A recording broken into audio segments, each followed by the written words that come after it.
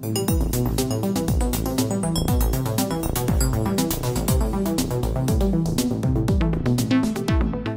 in Minnesota, for a great number of years, I'd lobby at the legislature on open government issues and privacy, trying to balance those things. Two primary issues is one where law enforcement did a big initiative to want to collect intelligence on people, intelligence data, intelligence gathering. Like every state has their own, what you call a freedom of information law. Ours is quite different than other states to where we presume everything is public unless the legislature specifically says that it's not public. They don't have broad categories, like we cannot release it because of the deliberative process, or it would impinge law enforcement. So that was a big issue where we still have not dealt with that issue. People in Virginia might be aware of what they call a fusion center, where through the Department of Homeland Security, information is given throughout the state.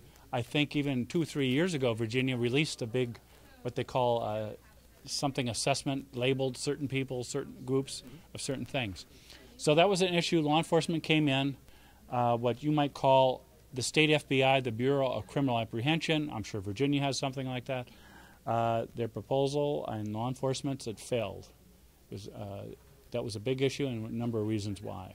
One of them is accountability, robust accountability, auditing, those kinds of things. Again, that varies in each state that you're in.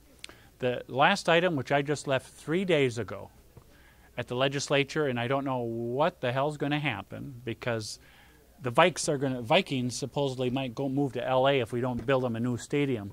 So that's been the issue in Minnesota, but moving through the legislative process has been a bill that will allow investigations like on public officials. Let's say like in Virginia, you're Commissioner of Law Enforcement, Department of Law Enforcement, if you have one. So let's say there was a complaint or charge against him or her. That investigation would become public. And currently in Minnesota, that is public for state public officials. If they resign during the investigation, or they're terminated, or just at the end, for public accountability and right to know. I don't use the word transparency all that. I like the old right to know.